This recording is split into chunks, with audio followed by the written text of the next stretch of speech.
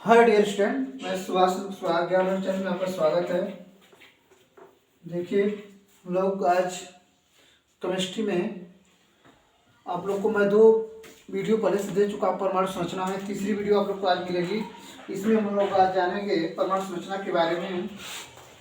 परमाणु संरचना में कुछ ऐसे तत्व हैं जिनको हमको जानना अति आवश्यक है। आज हम लोग जानते हैं। देखिए, कक्षाओं में इलेक्ट्रॉन भरने का नियम। कक्षाओं में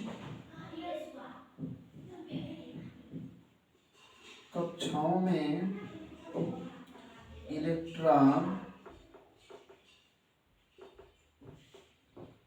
भरने का नियम, इसे हम बोरबरी योजना भी कहते हैं। क्या कहते हैं? बोरबरी योजना।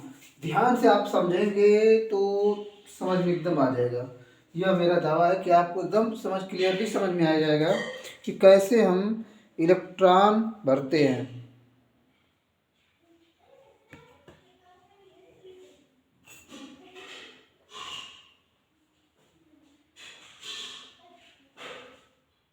थोड़ा सेटिंग कर लें, फिर आप लोग को अब अच्छा दिखाई दे रहा है। देखिए, इलेक्ट्रॉन कक्षाओं में कैसे भरते हैं। आपको मैं बताया था कि नाभिक होता है, नाभिक में न्यूट्रॉन प्रोटॉन पाए जाते हैं और इलेक्ट्रॉन बाहर चक्कर लगाते हैं। तो आप यह समझिए इस तरह से कि जो इस तरह कक्षाएं होती हैं, इसके बाहर अनंत कक्षाएं हो सकती हैं। तो यह तो नाभिक के लिए हो गया। अब यह पहली कक्षा, इसको हम 1 2 3 इस तरह से अनेक कक्षाएं बना सकते हैं। ठीक है।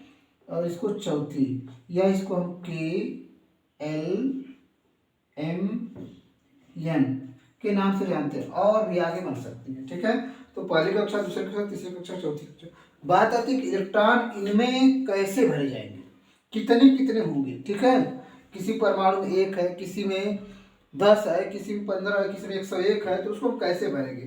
तो बोरबरी ने एक नियम बनाया कक्षाओं में इलेक्ट्रॉन भरने का नियम, कि कक्षाओं में इलेक्ट्रॉनों की संख्या होगी, कक्षाओं में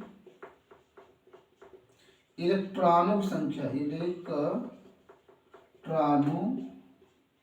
की संख्या, की संख्या बराबर हो जाएगा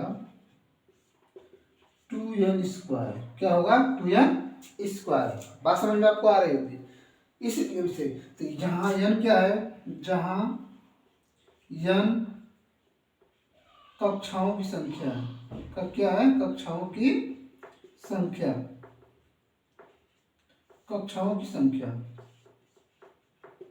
यह बात आपको समझ में आ रही है? ठीक। कक्षाओं की संख्या, तो n बराबर हो जाएगा 1 2 3 4, इस तरह डॉट डॉट करेंगे। बात समझ में इतना आई आपको? यही।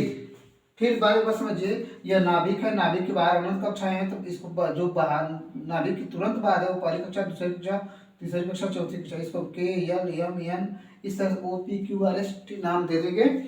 तो यह बना कि कक्षाओं में इलेक्ट्रॉनों की संख्या होगी 2n स्क्वायर।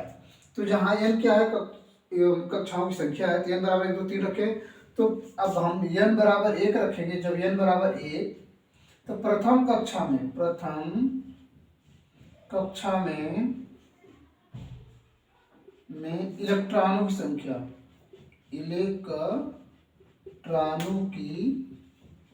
संख्या बराबर 2 कोष्ठ में 1 का वर्ग। तो 2 गुणे 1 का वर्ग 1 ही होगा, तो बराबर कितना हो जाएगा? 2 हो जाएगा। तो पहली कक्षा में कितने इलेक्ट्रॉन भरेंगे?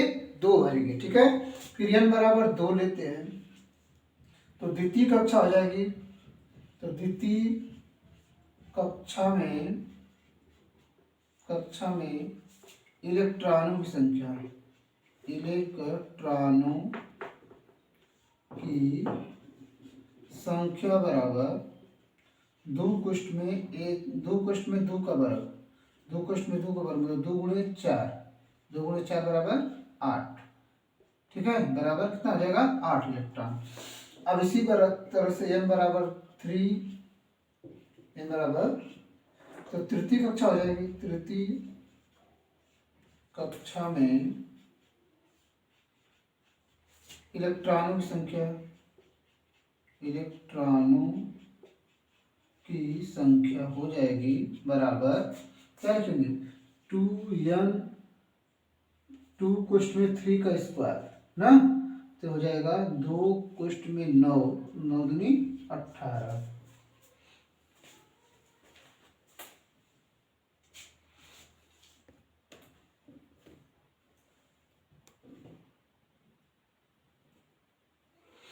तो देखिए मैंने लिखा n बराबर 3, तृतीय कक्षा में इलेक्ट्रॉनों की संख्या बराबर 2 कुष्ठ में, चाहे यहीं लिख दें दिखाई देगा आपको, 2 कुष्ठ में 3 का वर्ग हो जाएगा, तो 2 गुणे 3 का वर्ग 9, तो यह हो जाएगा 18। कितना हो जाएगा, 18। फिर समझ लीजिए n बराबर जब 1 रखेंगे तो 2 कुष्ठ में n का 1 वर्ग हो जाएगा, तो 2 गुणे 1 तो 2 होगा। n बराबर 2, द्वितीय कक्षा में इलेक्ट्रॉन संख्या 2 कुष्ठ में 2 का स्क्वायर हो जाएगा, 2 गुणे 4 बराबर कितना हो जाएगा, 8 हो जाएगा। कितना हो जाएगा, 8।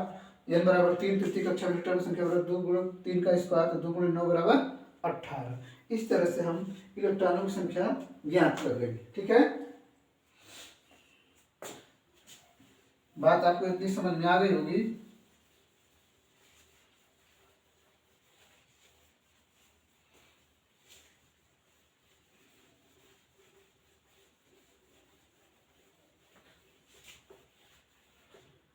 अब इसी तरह से अगर चौथी कक्षा में निकालना हो n बराबर 4 के लिए, तो हो जाएगा कितना, 2 4 का स्क्वायर, तो 2 गुणे 16 बराबर 32। और इसी तरह n बराबर 5 के लिए हमको निकालना होगा, तो 2 कुष्ठ में 5 का वर्ग हो जाएगा, कितना, 2 गुणे 25 बराबर 50 इलेक्ट्रॉन। ठीक है, इस तरह से हम लोग कर लें। बात समझ में आपको आ रही होगी। अब देखिए, अब तो यह हो गया। अब जैसे हम हाइड्रोजन की बात करें, हाइड्रोजन में एक ही इलेक्ट्रॉन है, कितना है, इसका परमाणु क्रमांक Z बराबर 1। इसको हम लोग कहेंगे कि हमको इलेक्ट्रॉन विन्यास का लिखना है, तो हम पहले क्या बनाएंगे, इसमें पहले जान लेंगे इसका भी द्रव्यमान संख्या भी 1 होता है, तो Z बराबर 1 मतलब P बराबर 1, n बराबर, और इलेक्ट्रॉनों की संख्या कितनी होगी, 1 है, क्योंकि इलेक्ट्रॉन की संख्या प्रोटॉन की संख्या आपस में क्या होती है, बराबर होती है, और यह परमाणु क्रमांक के बराबर होती है। ठीक है, न्यूट्रॉन अगर हम निकालें तो Z minus P, m minus P या m माइनस जेड, परमाणु क्रमांक माइनस द्रव्यमान संख्या माइनस परमाणु क्रमांक। ठीक है, तो यह 1 माइनस 1 बराबर क्या हो जाएगा, न्यूट्रॉन हो जाएंगे 0। तो इस तरह से हम किसी को बनाएंगे नाभिक को, तो 0 न्यूट्रॉन लिखेंगे और प्रोटॉन 1 लिखेंगे। इस तरह नाभिक का हो गया, न्यूक्लियन हो गए। इसके बाद एक कक्षा बनाएंगे, इसमें केवल एक ही इलेक्ट्रॉन इसमें दिखा देंगे। ये हमारी हाइड्रोजन की संरचना हो गई। किसकी संरचना हो गई, हाइड्रोजन की कक्षाओं की इलेक्ट्रॉन संख्या इस तरह हम दिखा सकते, परमाणु संरचना इस तरह से इलेक्ट्रॉन का हम बता देंगे। ठीक है, बात समझ में आएगी। फिर समझ लीजिए, जैसे यह है हाइड्रोजन 1H1, तो Z बराबर 1 होगा, इसमें प्रोटॉन भी 1 होगा, इलेक्ट्रॉन संख्या भी 1 होगी।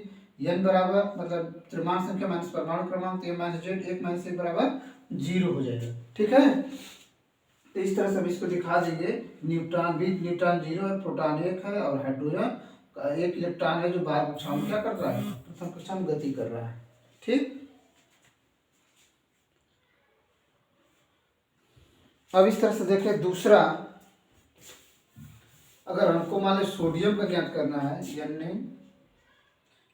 Na1123, ठीक है, तो Z और P और E सब बराबर होते हैं, तो 11 हो जाएंगे। ठीक है, और M कितना है, M 23। ठीक, तो N बराबर हो जाएगा M माइनस Z, तो 23 माइनस 11 बराबर 12। ठीक है, तो समझिए इस तरह से न्यूट्रॉन कितने हो गए, 12 हो गए, इलेक्ट्रॉन कितने 11 हो गए। तो हमको किसी नाभिक में अगर दिखाना है तो 11, कोई ऊपर नीचे लिखे, कोई प्रोटॉन को ऊपर कर देंगे और 12 न्यूट्रॉन यहाँ पर नीचे, इसके बाद कक्षा बना देंगे इस तरह से। ठीक है, तो ये कौन कक्षा है, इसमें कितने इलेक्ट्रॉन होंगे, 11 हो गए, तो इसको हम लिख सकते हैं 2 और 2 11 2 8 1 8 2 10 और 1 11। इस तरह से पहली कक्षा में 2 हो जाएंगे, फिर दूसरी कक्षा में 8 हो जाएंगे, 1 2 3 4 5 6 7 8। ठीक है, और बचा एक को हम इस तरह से तीसरी कक्षा में दिखा देंगे। ठीक है, 1 इलेक्ट्रॉन। इस तरह से हम किसका संरचना बनाए, सोडियम का बनाए, सोडियम का बना दिए परमाणु संरचना। ठीक, बात समझ में आपको आ रही होगी। अब आगे बढ़े हम लोग।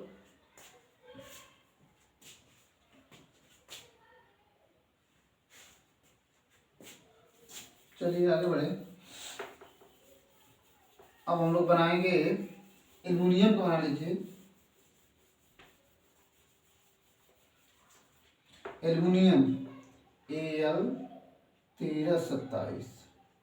केमिस्ट्री की आवश्यकता सबको है, क्लास 8 9 10 12 सबको आवश्यकता है, लेकिन आप लोग अगर पढ़े तब समझ में आएगी बात।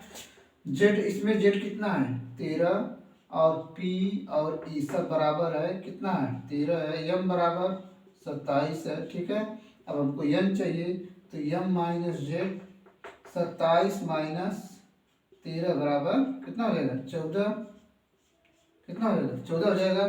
ठीक, इस तरह से अब हमको अगर निकालना है, आपको नाभिक बनाना, तो नाभिक बना दीजिए इस तरह। नाभिक बना करके इसमें दिखा देंगे न्यूट्रॉन या प्रोटॉन, ऊपर लिख देंगे प्रोटॉन 13 इसमें इस तरह से, और न्यूट्रॉन 14 इस तरह लिख देंगे।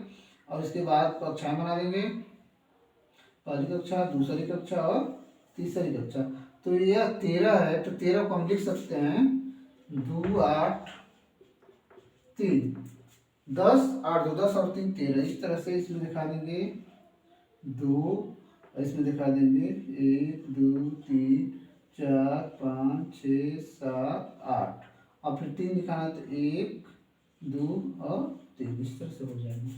ठीक है, तो इस तरह से आप किसी की भी संरचना बना सकते हैं, कोई भी तत्व, तो सल्फर हो, ऑक्सीजन हो, नाइट्रोजन हो, सबका बन सकता है, तो इस तरह बना सकते हैं। ठीक है, आप लोग इसका बना लीजिएगा। ऑक्सीजन, जैसे ऑक्सीजन हो 8O16, नाइट्रोजन का 17 7 14, सल्फर का 16 32, इनका आप बना सकते हैं। ठीक है, तो ठीक है, आज के वीडियो में इतना ही।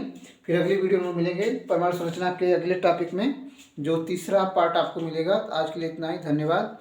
और जान लीजिए कि कॉलेज अब लग रहा है कि खुल ही जाएगा, तो कल से हमको लग रहा है कि खुलेगा, तो हम लोग सभी विद्यालय चलेंगे, तो उसमें आप लोग को भी सहायता मिलेगी, और अपनी अच्छी से तैयारी करते रहें और बोर्ड परीक्षाओं की तैयारी करें। इसके लिए और धन्यवाद।